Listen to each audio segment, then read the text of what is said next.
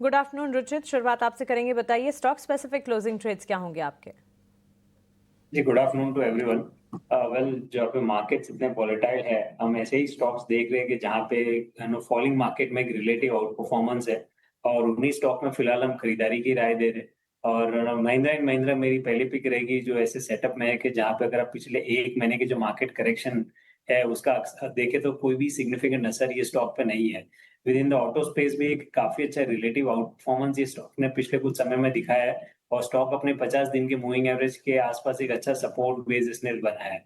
सो यहाँ पे हमें लग रहा है कि irrespective of market volatility price wise down side काफी लिमिटेड है ये स्टॉक में। तो करंट लेवल्स पे 3170 के नीचे, 3170 के नीचे स्टॉप लॉस रख के यहाँ पे खरीदारी करने की सलाह रहेगी और 3340 के शॉर्ट टर्म के टारगेट से स्टॉक पे हम एक्सपेक्ट कर रहे हैं। आज आईटी स्पेस में थोड़ा पुल बैक मूव नजर आया है, सो हमें लग रहा है कि pull back trade selective IT stocks में नियर टर्म में रह सकता है, जिसमें से एम्फेसिस टेक्निकली अच्छा लग रहा है।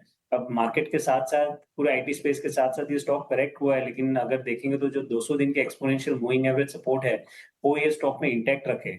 ज्यादातर आईटी नेम्स काफी शार्प करेक्शन प्राइस वाइज दिखा है, लेकिन ये स्टॉक ने भी अपने 200 डीएमए का सपोर्ट ब्रेक नहीं किया है। सो इन दैट केस हमें लग रहा है कि एक पुल बैक मूव एम्फेसिस में करंट लेवल्स पे आ सकते हैं, हालांकि बड़ी तेजी नहीं, लेकिन एक नियर टर्म में 2800 तक के टारगेट्स हम एक्सपेक्ट करें कि एम्फेसिस में रह सकते हैं।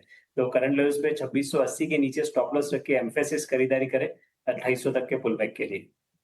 एंड महिंद्रा, एम्फैसिस, ये दोनों स्टॉक्स हैं जिस पर खरीदारी के मौके एग्जिस्टिंग पोजीशन है उसे बरकरार रखना है। नई पोजीशन के बारे में भी सोचा जा सकता है। 2800 तक के टारगेट्स नजर आ सकते हैं एम्फैसिस में।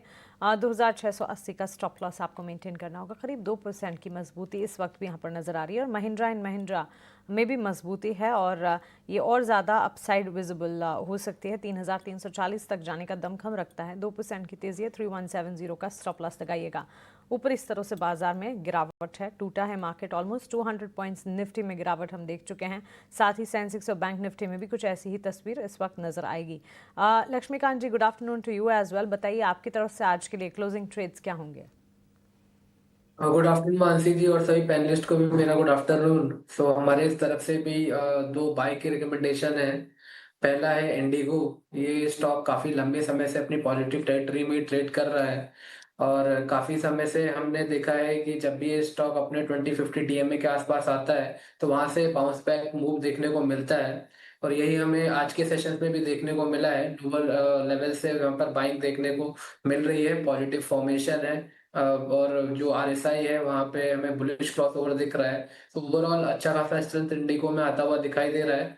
करंट लेवल्स पे हम इसको बाय कर सकते हैं। इसमें जो हमारा स्टॉप लॉस है वो हमें रखना है 5800 रुपीज का और जो एक्सपेक्टेड टारगेट हमारे निकल कर आ रहे हैं वो आ रहे हैं 6250 के। तो इंडिको को बाय करके चलना है और 6250 टारगेट के लिए और स्टॉप लॉस रखना है 5800 का। दूसरा स्टॉक है टाटा स्टील।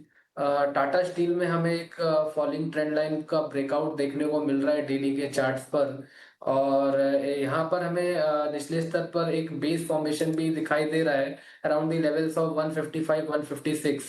पिछले 3 दिनों से इस स्टॉक ने अपने जो प्रीवियस स्विंग लो है उसके ऊपर ही क्लोजिंग दी है। तो हमें लगता है यहाँ पर भी हमें एक ट्रैक्शन देखने को मिल सकता है।